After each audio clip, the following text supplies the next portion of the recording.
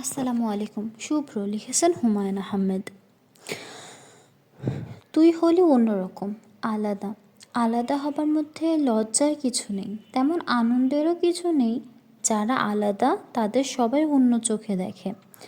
যারা আলাদা তাদের রেখে দেওয়া হয় পাগলা গারদে। বিনু চা নিয়ে এসছে। জাহানারা বিনুর দিকে তাকিয়ে কঠিন গলায় বললেন, এই অবস্থায় তুমি চা নাস্তা নিয়ে এসছো? তোমার কাণ্ডজ্ঞান কোনো দিন হবে না? শুভ্র বলল, মা আমি চা চেয়েছি, ও নিজে থেকে আনেনি। জাহানারা চট করে রাগ সামনে নিয়ে বলল, আমাকে ঠান্ডা এক গ্লাস পানি দাও। বিনু শান্ত গলায় বলল, আপনাকেও চা দিই? কড়া এক কাপ চা খেলে ভালো লাগবে। জাহানারা হ্যাঁ না কিছুই বললেন না। বিনু চা আনতে গেল। আশ্চর্যের ব্যাপার, আজকের চা অসাধারণ হয়েছে। শুভ্র চায়ের কাপে চুমুক দিয়ে মুগ্ধ হয়ে গেল। সব দিনের চা এরকম হয় না। কোনো দিন লিকার বেশি থাকে, কোনো দিন চিনি কম হয়, আবার কোনো দিন সবই ঠিক থাকে কিন্তু হয় ঠান্ডা। শুভ্র হঠাৎ বলল, মা তোমার বিয়ে হয়েছে কতদিন? জাহানারা বললেন, 26 বছর। কেন জিজ্ঞাসা করছিস? এমনি। মার মানসিক অবস্থা শুভ্র চিন্তা করতে চেষ্টা করছে। একজন মানুষের সঙ্গে 26 বছর কাটানোর পরও এই মহিলার আজ কেমন লাগছে? খুব কষ্ট তো লাগছেই, সে কষ্টের সঙ্গে কি সামান্য আনন্দও নেই? মুক্তির আনন্দ। এই মহিলা আজ রাত্রে ঘুমোতে যাবেন, তখন একটু কি ভালো লাগবে না? এই ভেবে যে তাকে এখন আর সারাক্ষণ সাবধান থাকতে হবে না, পাশের মানুষটার ঘুম ভেঙে গেল কি না তা নিয়ে দুশ্চিন্তা করতে হবে না, বিছানায় হাত পা ছড়িয়ে ঘুমোতে পারবেন। রাত দুপুরে বাতি জ্বালালে কেউ বলবে না, এ কি বাতি নেভাও। চোখের আলো লাগছে। সব আনন্দের সঙ্গে যেমন কষ্ট মিশে থাকে, সব কষ্টের সঙ্গেও তেমন কিছু আনন্দ থাকে। বিনু চা নিয়ে এসছে। জাহানারা কঠিন গলায় বলল, চা এনেছো কেন? আজ আমার চা কফি খাওয়ার দিন। শুভ্র বলল, খাও মা, ভালো লাগবে। জাহানারা চায়ের কাপ হাতে নিলেন। বিনুর দিকে তাকিয়ে চোখের ইশারায় করলেন চলে যেতে। বিনু চলে গেল। শুভ্র বলল, বাবার মধ্যে সবচেয়ে ভালো জিনিস কী ছিল মা? জাহানারা চায়ের কাপে চুমুক দিতে দিতে বলল, রাগ এক বস্তু তার মধ্যে ছিল না, কখনো রাগ করতো না। তাকে কেউ কিছু উঁচু গলায় তাকে কেউ উঁচু গলায় কথা বলতে শোনেনি। এটা তো কোনো ভালো ব্যাপার না মা। যে মানুষ রাগ করে না সে তো রোবট। আমি নিজেও রাগ করি না, কিন্তু আমি এটাকে কোনো গুণ বলে মনে করি না। বাবার মধ্যে ভালো আর কি আছে? জাহানারা জবাব দিচ্ছেন না, চায়ের কাপে চুমুক দিচ্ছেন। শুভ্র মনে হলো মা ভালো কিছু খুঁজে পাচ্ছেন না। বাড়ির সামনে একটা বেবি ট্যাক্সি এসে থেমেছে। বেবি ট্যাক্সি থেকে ম্যানেজার সালেহ নামছেন। তার মুখ অস্বাভাবিক গম্ভীর, চোখ লাল এবং ফোলা ফোলা। মৃত্যু সংবাদ শুনে তিনি নিশ্চয়ই কান্নাকাটি করেছেন। পুরুষ মানুষ সামান্য কাঁদলেই চোখ ফুলে যায়। ম্যানেজার সাহেবকে দেখে মনে হচ্ছে হঠাৎ করে তার বয়সও বেড়ে গিয়েছে। হাঁটছেন কুঁজো হয়ে। লোকজন আসতে শুরু করেছে। কিছুক্ষণের মধ্যে বাড়ি ভর্তি হয়ে যাবে। সূর্য চায়ের কাপ হাতে বারান্দার রেলিং ঘেঁষে দাঁড়ালো। মৃত বাড়িতে কে কিভাবে ঢুকবে তার দেখতে ইচ্ছে করছে। কেউ কেউ কাঁদতে কাঁদতে ঢুকবে, কারোর কান্না হবে মেকি, কারোর কান্না হবে আসল। আসল এবং মেকি কান্নার ভেতর প্রভেদ করা যাবে কি? এখানে বলে দেওয়া ভালো, মেকি শব্দের অর্থ মিথ্যা। না, যাবে না। এরকম কোনো ব্যবস্থা যদি সত্যি থাকতো যে দুঃখের কান্নায় অশ্রু হবে হালকা নীল রঙের, তাহলে ভালো হতো। চোখের জলের রং দেখে আসল দুঃখ না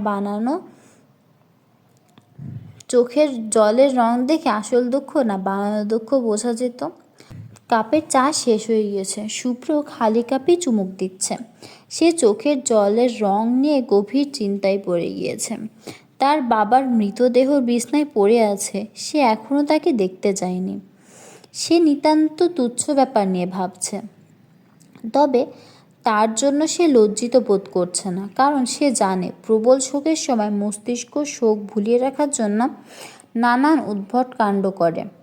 চোখের জলের রং নিয়ে উদ্ভট চিন্তাভাবনা মস্তিষ্ক তাকে দিয়ে করাচ্ছে।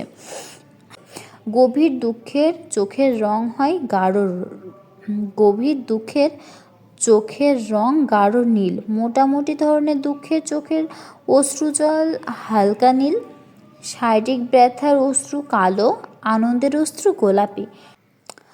চিন্তা নিয়ে বেশি দূর আগানো গেল না। ম্যানেজার সাহেব শুভ্র পিছনে এসে দাঁড়ালেন, কাঁধে হাত রেখে বললেন, ছোটবাবু, তোমার সঙ্গে আমার কিছু কথা আছে। শুভ্র বলল, কি কথা? তোমার ঘরে চলো, নিরিবিলিতে বলি। শুভ্র বারান্দা ছেড়ে যেতে ইচ্ছা করছে না। আরও দুটি বেবি ট্যাক্সি এসে থেমেছে, গাড়ি এসে থেমেছে, লোকজন নামছে। এদের সবার মুখের দিকে সে আলাদা করে তাকাতে চায়। বেশিরভাগ মানুষকেই সে চেনে না। গাড়ি থেকে বৃদ্ধ এক ভদ্রলোকের সঙ্গে 19-20 বছরের দুইটা মেয়ে নামছে। দুজনেই খুব হাসছে। বৃদ্ধ ভদ্রলোক তাকে কি যেন বললেন, তারা হাসি থামিয়ে ঘরে ঢুকছে। মেয়ে দুইটির হাসি দেখতে ভালো লাগছিল। সালেহ গম্ভীর গলায় বললেন, এখানে দাঁড়িয়ে থেকো না, এসো আমার সঙ্গে। শুভ্র নিতান্ত অনিচ্ছার সঙ্গে বারান্দা থেকে ঘরে গেল। ম্যানেজার বসেছেন চেয়ারে, শুভ্র বসেছে তার সামনে খাটে। সালেহ সরাসরি শুভ্রর চোখের দিকে তাকালেন। শুভ্রর কাছে মনে হলো ভদ্রলোক খানিকটা বিরক্ত। এই বিরক্তিটির কারণ কি শুভ্র ধরতে পারছে না। ছোটবাবু? জি। খুবই দুঃখজনক ঘটনা ঘটে গিয়েছে। ঘটনার ওপর আমাদের হাত নেই। জি। এখন ঠান্ডা মাথায় বাকি কাজগুলো করতে হবে। মৃত্যুর পর স্যারকে কোথায় কবর দেওয়া হবে এই সম্পর্কে স্যার কি কিছু বলে গিয়েছেন? জি না। কোথায় কবর দিতে চাও? এই সম্পর্কে কিছু ভাবিনি। তোমার আম্মাকে জিজ্ঞাসা করে জেনে নিতে হবে, কারণ দ্রুত ব্যবস্থা করতে হবে। আজ আবার ছুটির দিন। ছুটির দিনে নিশ্চয়ই কবরস্থান বন্ধ থাকে না। কবরস্থান বন্ধ থাকে না, কিন্তু ব্যাংক বন্ধ থাকে। সব কিছুতেই টাকা লাগে। জন্মের সময় টাকা লাগে, মৃত্যুর সময়ও টাকা লাগে। তা ঠিক, টাকা নিয়ে দুশ্চিন্তা করতে হবে না। স্যার টাকা তুলে রেখে গিয়েছেন। আমার কাছে টাকা আছে। তাইলে তো ভালোই।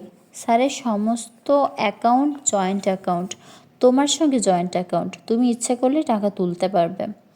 বাবার সঙ্গে আমি কোনো জয়েন্ট অ্যাকাউন্ট করেছি বলে আমার মনে পড়ে না। আমি নিজে এসে তোমার কাছ থেকে কিছু সিগনেচার নিয়ে গিয়েছিলাম। তোমাকে জয়েন্ট অ্যাকাউন্ট খোলার কথা কিছু বলা হয়নি? ও আচ্ছা। স্যার উইল করে তার সমস্ত ব্যবসার মালিক তোমাকে করে গেছেন। উইলের কপি উকিলের কাছে আছে, আমাদের অফিসেও আছে। এর মধ্যে স্যারের একটা ব্যবসা খুবই সেন্সিটিভ। এই বিষয়ে তোমাকে দ্রুত সিদ্ধান্ত নিতে হবে। সম্ভব হলে আজই নিতে হবে। কি সিদ্ধান্ত? ব্যবসাটা তুমি রাখবে না ছেড়ে দেবে? যদি বলো এই ব্যবসা তুমি রাখবে না, আমি 24 ঘন্টার মধ্যে ব্যবসা বিক্রি করে দেব। ব্যবসা হাত বদল হয়ে যাবে, কিন্তু কেউ জানবেও না, আমরাও ক্ষতিগ্রস্ত হব না। শুভ্র বিস্মিত হয়ে বলল, কি ব্যবসা? সালেহ ভুরু কুঁচকে সিগারেট ধরলেন। তার মুখে বিরক্তির ভাব আরও প্রবল হয়েছে। অতিরিক্ত ধরনের বিরক্তি হলে মানুষের মুখে থুতু জমে। ভদ্রলোকের মুখেও থুতু জমেছে। তিনি জানালার কাছে গিয়ে থুতু ফেলে আবার এসে চেয়ারে বসলেন। সিগারেটের লম্বা টান দিয়ে বললেন, খারাপ পাড়ার 3টা বাড়ি স্যারের। 3টা বাড়িতে 52 জন মেয়ে থাকে। এটা তোমাদের 3 পুরুষের ব্যবসা। তোমার দাদাজান তার বাবার কাছ থেকে এই বাড়িটা পেয়েছিলেন। এই উত্তরাধিকার বলে তুমি ভেবে দেখো এই ব্যবসা তুমি রাখবে কি না। শুভ্র তাকিয়ে আছে, তার চোখে পলক পড়ছে না। ম্যানেজার সাহেব বললেন, আমি কি বলছি তুমি বুঝতে পারছো? পারছি। একটা সিদ্ধান্ত নিয়ে আমাকে জানাও। 2টা পার্টির সঙ্গে আমার কথাবার্তা হয়ে আছে। আমার মা কি বাবার এই ব্যবসার কথা জানতেন? অবশ্যই জানেন। বাড়ির ভেতর থেকে কান্নার আওয়াজ শোনা গিয়েছে। অনেক লোকজন চলে এসেছে, এখন কান্নাকাটি হবেই। সালেহ তীক্ষ্ণ দৃষ্টিতে শুভ্রকে দেখছেন। ময়না হঠাৎ করে বলে উঠল, শুভ্র, ভাত খাইছো? এই কথাটা পাখি সব সময় 3বার করে বলে, আজ বলল একবার। সালেহ হাতে সিগারেট ফেলে দিয়ে আরেকটা ধরাতে ধরাতে বললেন, আজ তোমার বড় দুঃখের দিন। এই দিনে ব্যবসার কথা বলা উচিত না। আমি নিরুপায় হয়ে বললাম, খারাপ পাড়ার ব্যবসার বিষয়ে দ্রুত সিদ্ধান্ত নিতে হবে। তুমি যদি কোনো পরামর্শ চাও, আমি পরামর্শ দিতে পারি। শুভ্র শান্ত গলায় বলল, আমি আপনার কাছ থেকে কোনো পরামর্শ চাচ্ছি না। শুভ্র চেয়ারে বসে। তার চোখে চশমা নেই। চশমা খুলে সে দৃশ্যমান জগৎ থেকে নিজেকে আলাদা করছে। কিন্তু পৃথিবী শব্দময়। শব্দময় পৃথিবী থেকে নিজেকে আলাদা করার কোনো সহজ উপায় নেই। সব কিছু থেকেই নিজেকে আলাদা করে ফেলার তীব্র ইচ্ছায় শুভ্রের শরীর কাঁপছে। ভয়ঙ্কর কিছু করতে হচ্ছে, ভয়ঙ্কর কিছু। বারান্দায় কোরআন পাঠ হচ্ছে। সে কারি সাহেব কোরআন পাঠ করছেন। তার গলা অসম্ভব সুরলো। একটু পর পর সেই বিখ্যাত বাক্যটি ফিরে ফিরে আসছে, ফাবিয়ালে আলা ওয়া রাব্বিকুমা তুকাজ্জিবান। শুভ্রর ইচ্ছা করছে কোরআন পাঠের মাঝখানে সে উপস্থিত হয়। কারি সাহেবকে বলে, ভাই, আপনি হয়তো জানেন না, আমার বাবা নোংরা মানুষ ছিলেন। তার মঙ্গলের জন্য আপনি প্রার্থনা করবেন না। বন্ধ দরজায় টোকা পড়ছে। শুভ্র বলল, কে? ওপাশ থেকে বিনু ক্ষীণ গলায় বলল, আমি। কি চাও? চাচি আমাকে পাঠিয়েছেন আপনি কি করছেন দেখে যাবার জন্য। আমি কিছুই করছি না, চুপচাপ চেয়ারে বসে আছি। বিনু, তুমি কি মাকে পাঠাবে আমার কাছে? জি আচ্ছা। টেবিল থেকে চশমা নিয়ে রেখে দিল। মাকে সে কয়েকটা কথা জিজ্ঞাসা করবে। সেই সময় মার চেহারাটা কেমন বদলায় তার দেখার ইচ্ছা। না, বেশি প্রশ্ন না, মোটে 3টা প্রশ্ন। প্রথম প্রশ্ন, মা, তুমি বাবার এই ভয়ঙ্কর ব্যবসার কথা জানতে? তুমি তাকে এর থেকে মুক্তি দেওয়ার চেষ্টা করনি? মার উত্তর হবে, চেষ্টা করেছিলাম, পারিনি। ওদের কয়েক পুরুষের ব্যবসা। তখন দ্বিতীয় প্রশ্ন করা হবে, যখন পারলে না তখন বাবাকে ছেড়ে আমাকে নিয়ে চলে গেলে না কেন? এর অসম্ভাব্য উত্তর হবে, আমার কোথাও যাবার জায়গা ছিল না। তখন শেষ প্রশ্ন, মা, আমাকে কিছু জানাওনি কেন? তুমি কি মনে মনে চাচ্ছিলে বাবার পর এই ব্যবসা আমি দেখব? এখন বলো, আমি যদি তাই করি তুমি কি তাই এখন বলো, আমি যদি তাই ঠিক করি তুমি কি তাই করবে? পৈতৃক সূত্রে পাওয়া ওই ভয়ঙ্কর বাড়িগুলোতে আমি যদি রাত্রি যাপন করা শুরু করি, তোমার কেমন লাগবে? জাহানারা শুভ্রর ঘরে ঢুকলেন। কাঁদো কাদাই গলায় বললেন, বাবারে, তুই এমনভাবে বসে আছিস কেন? একদিনে তোর চোখ মুখ কেমন হয়ে গিয়েছে। তুই শুয়ে থাক, আয় তোর মাথায় হাত বুলিয়ে দিই। শুভ্র চোখ থেকে চশমা নামিয়ে ফেলল। জাহানারা বললেন, তুই এমন করে তাকিয়ে আছিস কেন? তোকে পাগল পাগল লাগছে। শুভ্র বলল, মা, আমি ঠিক আছি, তুমি এখন যাও। আমি কিছুক্ষণ একলা বসে থাকবো। বলে শুভ্র তার সুন্দর হাসিটা হাসল। আমার নাম শুভ্র। এখন আমি আমাদের লাল রঙের গাড়িটার পিছনে সিটে বসে আছি। আমার মা আমার হাত ধরেছেন। যেহেতু আমার কিছুই করার নেই, আমি মনে মনে ডায়েরি লিখছি। এই কাজটি আমি খুব ভালো করি। আমি কল্পনা করি সামনে একটা মস্ত সাদা কাগজ। সেই কাগজ আমি পেন্সিল দিয়ে লিখছি। পেন্সিলের রং নীল, তার লেখাও নীল। লেখা পছন্দ না হলেও কুটি কুটি করছি। কিছু লেখা আবার ইরেজার দিয়ে মুছে নতুন করে লিখছি। সব বয়স্ক মানুষের কিছু কিছু ছেলে মানুষই খেলা থাকে, এও আমার এক ধরনের খেলা। কাগজ কলম দিয়ে কিছু লিখতে আমার ভালো লাগে না, তবে মনে মনে ডায়েরি লিখতে আমার ভালো লাগে। আমার নাম শুভ্র, এই বাক্যটি দিয়ে আমি লেখা শুরু করেছি। শুরুতেই ভুল করেছি। শুরুর বাক্যটি হওয়া উচিত ছিল, আজ আমার বাবা মারা গিয়েছেন। এখন আমরা তার মৃতদেহ নিয়ে বনানী গোরস্থানের দিকে যাচ্ছি। বনানী গোরস্থানে বাবার জন্য জায়গা কেনা আছে, সেখানে তার কবর হবে। কবর বাঁধানো হবে, শ্বেত পাথরের নাম ফলক বাঁধানো কবরে লাগিয়ে দেওয়া হবে। যতবার আমরা গোরস্থানে আসব, নাম ফলকের নাম আগ্রহ নিয়ে পড়ব, জন্ম এবং মৃত্যু তারিখ পড়ব।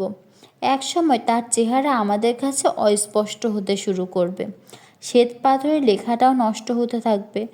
মোতাহারের রের ফোঁটা উঠে গিয়ে হবে মোতাহাব। আমার কাছে এখনই বাবাকে অস্পষ্ট লাগছে। তিনি চুলে কিভাবে সিঁথি করতেন, আশ্চর্য। মনে পড়ছে না তো। মাকে কি জিজ্ঞাসা করব? মা এখন শান্ত ভঙ্গিতেই বসে আছে, মাঝে মাঝে সরু চোখে আমাকে দেখছেন। বনানীতে যেতে সময় লাগবে, গাড়ি জ্যামে পড়বে, মহাখালী থেকে রেল ক্রসিংয়ে গেট পড়বে। এতক্ষণ কি আমরা চুপচাপ বসে থাকবো? শুভ্র পানি খাবে? মার কথা শুনে হঠাৎ চমকে উঠলাম। কেন চমকালাম? আমি কি ধরেই নিয়েছি মা সারা পথ কথা বলবেন না? চোখ এবং নাক মুখ মুছতে মুছতে সময় পার করব। আমি মার প্রশ্ন জবাবে হ্যাঁ না কিছুই বললাম না। মা খয়েরি রঙের ব্যাগের ভেতর থেকে পানির বোতল বের করলেন, গ্লাস বের করলেন, ঠান্ডা পানি। ফ্রিজ থেকে বোতল নিয়ে এসেছেন। আমার যে এতটা তৃষ্ণা পেয়েছিল বুঝতে পারিনি। পরপর 2 গ্লাস পানি খেয়ে ফেললাম। তারপরেও মনে হলো তৃষ্ণা যায়নি। আরও 1 গ্লাস পানি খেতে পারবো। মা আমার দিকে তীক্ষ্ণ দৃষ্টিতে তাকিয়ে আছেন। পিতার মৃত্যু শোকে আমি কতটা কাতর হয়েছি এই কি বুঝতে চেষ্টা করছেন, নাকি অন্য কিছু? খালি পেটে 2 গ্লাস পানি খাবার জন্য বোধহয় এমন বমি বমি আসছে। গাড়ি থামিয়ে পানের দোকান থেকে আমি কি একটা পান কিনে নেব? মিষ্টি পান। খুবই হাস্যকর ব্যাপার না? সাদা রঙের পিকআপ ভ্যানে বাবার মৃতদেহ নিয়ে যাওয়া হচ্ছে, তার পিছনে পিছনে যাচ্ছি আমি। পথে গাড়ি থামিয়ে একটা মিষ্টি পান কিনে নেওয়া কি খুব দোষণীয় হবে? কথা ছিল মৃতদেহের সঙ্গে আমি যাব, তাই না কি নিয়ম? অতি প্রিয়জনেরা মৃতদেহের সঙ্গে যায়। আমিও খুব আগ্রহের সঙ্গে যেতে যাচ্ছিলাম, কিন্তু মা রাজি হলেন না। তিনি বললেন না না, খোকন ভয় পায়, শুভ্র ভয় পাবে। না বলে তিনি না বলে তিনি বললেন খোকন ভয় পাবে। হঠাৎ হঠাৎ মা আমাকে শুভ্র না ডেকে খোকন ডাকেন। কেন ডাকেন?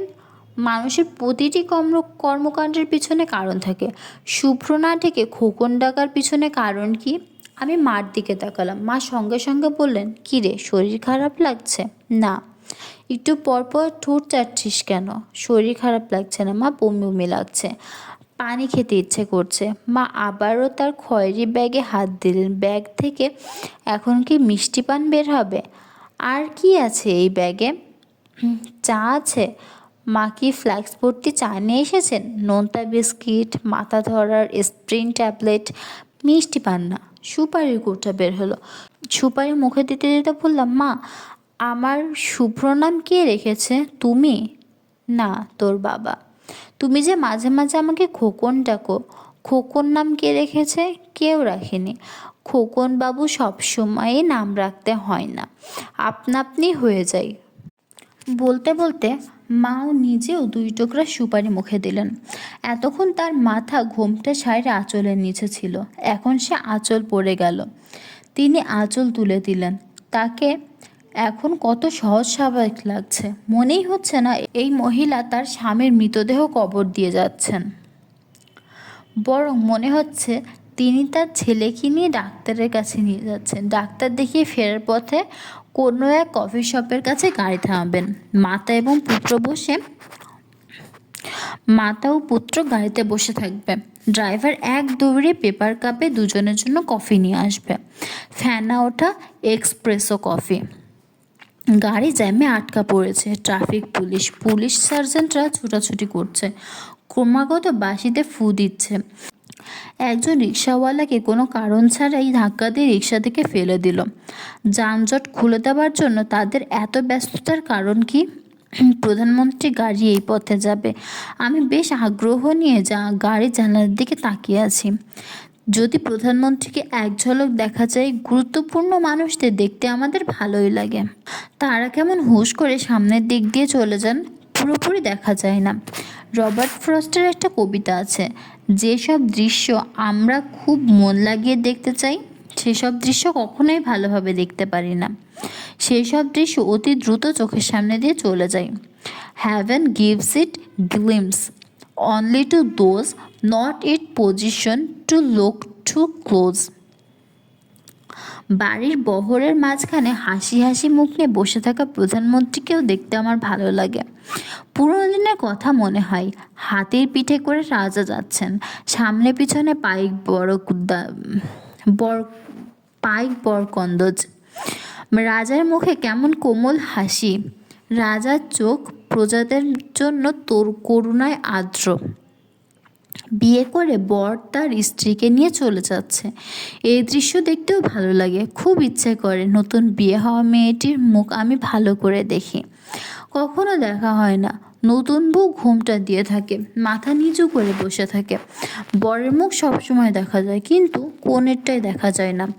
মৃতদেহ নিয়ে যে গাড়ি যায় সেই গাড়ির দিকেও সবাই খুব আগ্রহ নিয়ে তাকায়। গাড়িতে একটা লাল নিশান ওড়ে।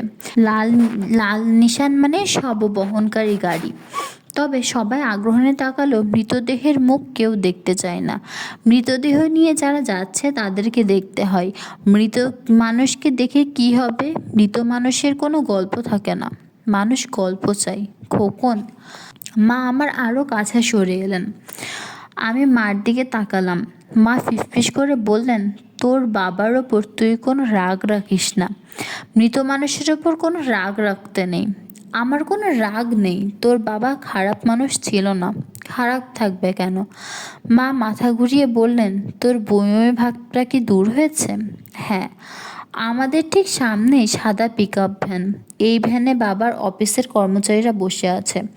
তাদের মাঝখানে বাবার মৃতদেহ। এসব কর্মচারীরাই একসময় বাবার ভয়ে অস্থির ছিল। এখনও তারা ভয় পাচ্ছে। তাদের চেহারা দেখেই বোঝা যাচ্ছে তারা ভয় পাচ্ছে।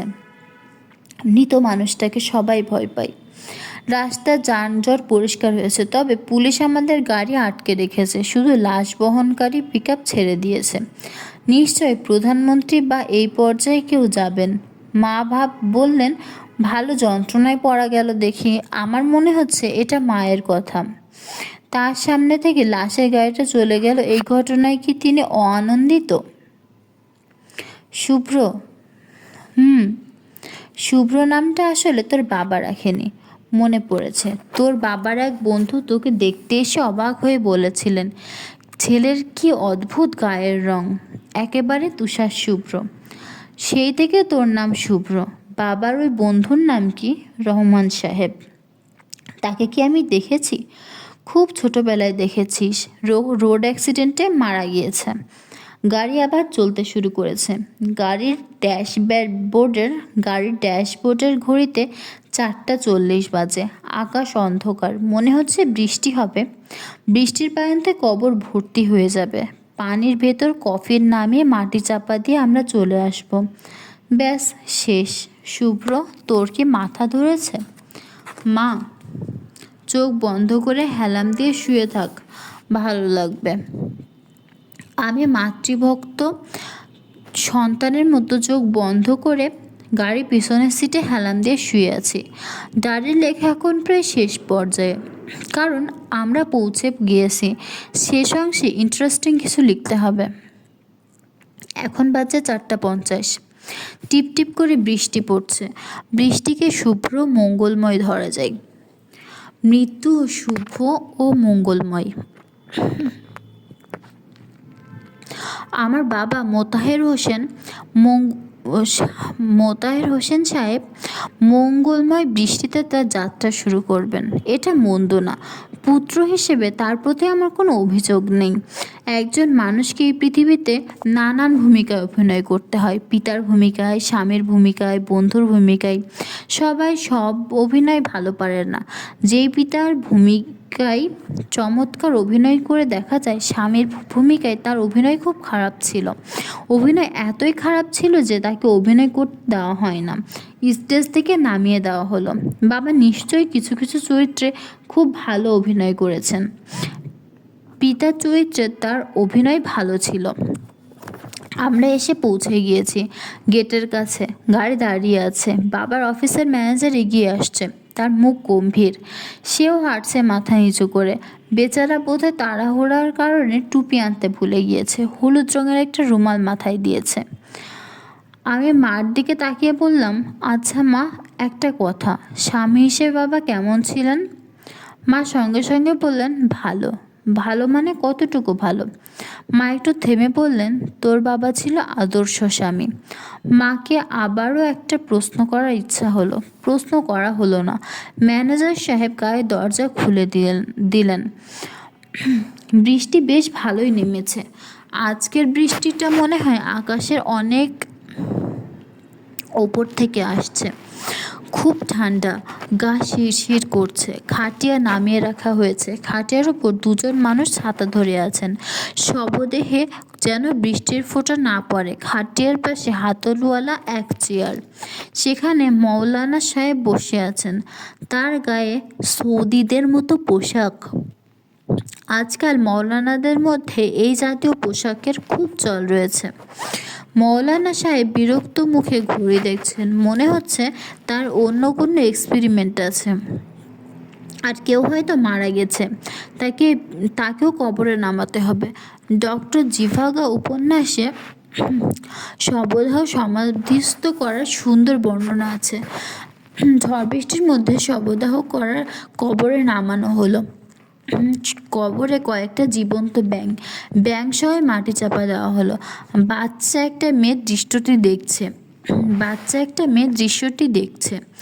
তার মাথায় ঘুরছে শুধুই জীবন্ত ব্যাঙগুলোর কথা। বৃষ্টি আরও বাড়ছে। ম্যানেজার সাহেব একটা ছাতা এনে মায়ের সামনে ধরেছেন।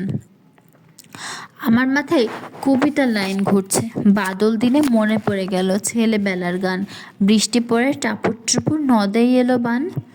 আমি খুব অস্বস্তি বোধ করছি, কারণ এই দুটো লাইন আজ আমার মাথায় ঢুকে যাবে। আমার মগজের ভিতর বসে কেউ একজন একটানা গলায় ক্রমাগত বলতে থাকবে, বাদল দিনে মনে পড়ে ছেলেবেলার গান, বৃষ্টি পড়ে টাপুর টুপুর নদে এলো বান। কবর ঘেঁষে বিনু দাঁড়িয়ে আছে। বিনুর বাবা তার মাথার ওপর ছাতি ধরে আছেন। ভদ্রলোকের নামটা কি যেন? নামটা মনে পড়ছে না, তবে একটু পরেই মনে পড়বে। আমি অন্য কিছু ভাববো তার আগে আমার মস্তিষ্ক ফাইল ঘেঁটে ভদ্রলোকের নাম বের করে আমাকে জানাবে। হুট করে বলবে, হ্যালো মিস্টার, নাম পাওয়া গিয়েছে। বিনু মেয়েটার বাবার নাম হলো বিনুর বাবা ভিজছেন। তিনি ভিজবেন, কিন্তু মেয়েকে ভিজতে দিবেন না। ভদ্রলোক তার মেয়েকে নিয়ে যেতে এসে ফেঁসে গেছেন। ইচ্ছের বিরুদ্ধে তাকে হয়তো কবরস্থানে আসতে হয়েছে। বিনু কি আজ রাত্রে চলে যাবে? হয়তো যাবে। আমি আর মা এই দুজনে বাড়ি ফিরে যাব। পুরো 2 তলাটা থাকবে খালি। কাজের মেয়েটাকে মা আজ দুপুরে বিদায় দিয়ে দিয়েছেন। নিশ্চয়ই সে কোনো একটা অপরাধ করেছে। মার চোখে মস্ত বড় অপরাধ। তবে মার চোখে মস্ত বড় অপরাধগুলো আসলে হয় তুচ্ছ অপরাধ, নিতান্তই তুচ্ছ। কোনো কারণে বেচারির চাকরি চলে গিয়েছে। সেই কারণেই একসময় মার কাছ থেকে জেনে নিতে হবে। আচ্ছা, মেয়েটার নাম কি যেন? এই মেয়েটার নামও তো জানতাম, আজ দেখি সবই ভুলে যাচ্ছি। বিনুর বাবার নাম এখনো মস্তিষ্ক খুঁজে বের করতে পারেনি। মীরাদের বাড়িতে যে আর্কিটেক্টরের সঙ্গে দেখা হয়েছিল, তার নাম কি?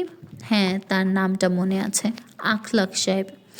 এই ভদ্রলোকের সঙ্গে দেখা হলে বলতে হবে, ভাই শুনুন, আমাদের বাড়ির কাছাকাছি একটা পতিতালয় আছে কিনা আপনি জানতে চেয়েছিলেন। আমি বলেছিলাম আছে, কিন্তু আসল খবরটা দেওয়া হয়নি। সেই পতিতালয়ে একটা অংশের মালিকের উত্তরাধিকারী সূত্রে আমি। পতিতালয়ের ভিতরে 3টা বাড়ি আছে আমাদের। বাড়ি 3টা 3জন মাসি। তারাই মূল ব্যবসা দেখাশোনা করে। মেয়েদের রোজগারের 50% আমরা পাই। মেয়ের সংখ্যা সব মিলে 52। একদিন আসুন, আপনাকে নিয়ে যাব। মীরাকেও খবরটা দিতে হবে, আজ রাতেই খবর দেওয়া ভালো। কাজের মেয়েটার নাম মনে পড়েছে, রমিজা। বিনুর বাবার নামও মনে পড়েছে, হাবিবুর রহমান। মানুষের মস্তিষ্ক কাজকর্মের ধারা কি অদ্ভুত। তাকে প্রথমে খুঁজতে বলা হয়েছে বিনুর বাবার নাম, তারপর কাজের মেয়েটার নাম। সে আগে খুঁজে বের করলো কাজের মেয়েটার নাম। আশ্চর্য তো। ম্যানেজার সালেহ এক দৃষ্টিতে আমার দিকে তাকিয়ে আছেন। তিনি কি দেখছেন? শোকে কাতর সন্তানের মুখ। আমাকে দেখি কি শোকে কাতর মনে হচ্ছে? তবে মাকে মনে হচ্ছে। তিনি আমার পাশে দাঁড়িয়ে আছেন, তার শরীর থরথর করে কাঁপছে। বাবাকে কবরে নামানো হচ্ছে। মৃত মানুষকে বাবা ডাকছে। এটা কি ঠিক হচ্ছে? মৃত মানুষ বাবা হতে পারে না, মা হতে পারে না। মৃত হলো মৃত। কবরে মাটি ছুঁড়ে দেওয়ার নিয়ম। কেউ একজন এসে আমার হাতে এক মুঠো মাটি এনে দিল। মাটি ছুঁড়ে দেবার সময় কি বলতে হয়, ডাস্ট টু ডাস্ট? না, এটা তো খ্রিস্টানদের ব্যাপার। মুসলমানও নিশ্চয় অন্য কিছু বলে। বাবার সম্পর্কে সুখময় কোনো স্মৃতি মনে করবার চেষ্টা করছি, মনে পড়ছে না। মনে হচ্ছে বাবা সম্পর্কে আমার মনে কোনো সুখ স্মৃতিই নেই। একটা কিছু মনে করতে চাই, সুখ স্মৃতি। আমি দ্রবীভূত হয়ে যাবার মতো কোনো স্মৃতি মনে পড়ছে না, কিছুই মনে পড়ছে না। ম্যানেজার সালেহ হাউমাউ করে কাঁদছেন, তার সঙ্গে আরও অনেকেই কাঁদছে। বাবার অফিসের লোকজন। তাদের এই শোক লোক দেখানো নয়, এই শোক হৃদয়ের গভীর থেকে উঠে এসেছে। বাবাকে এরা যে ভালোবাসতো সে সম্পর্কে কোনো সন্দেহ নেই। যে ব্যক্তি 10জন ব্যক্তি সত্যিকারের ভালোবাসা পাইয়াছে তাহার বিষয়ে সাবধান, কারণ সে ঈশ্বরের অংশ। এটা কার কথা? স্বামী বিবেকানন্দ নাকি রামকৃষ্ণ পরমহংস? মনে পড়ছে না। আমি মার দিকে তাকালাম। মা ক্ষীণ গলায় বললেন, তোমরা আমার খোকনকে ধরো, ও কেমন কাঁপছে দেখো, পড়ে যাবে তো। হাবিবুর রহমানের মুখ দুশ্চিন্তায় এতটুকু হয়ে গিয়েছে। মনে মনে ক্রমাগত দোয়া ইউনুস পড়ছে। মহা বিপদে পড়লে এই দোয়া খুব কাজে লাগে। তিনি অতীতেও কয়েকবার বড় ধরনের বিপদে পড়েছিলেন, এই দোয়া পড়ে উদ্ধার পেয়েছেন। এবারও কি পাবেন? আল্লাহ বারবার মানুষকে উদ্ধার করেন না, একজনকে তিনি কতবার উদ্ধার করবেন? ইউনুস নবীকে তিনি একবারই মাছের পেট থেকে নাজাত করেছিলেন। তিনি যদি আরও কয়েকবার মাছের পেটে ঢুকতেন তাহলে তাকে উদ্ধার করতেন কি না কে জানে। হাবিবুর রহমান বিপদের কারণ হলো তিনি খালি হাতে ঢাকা এসে উপস্থিত হয়েছিলেন।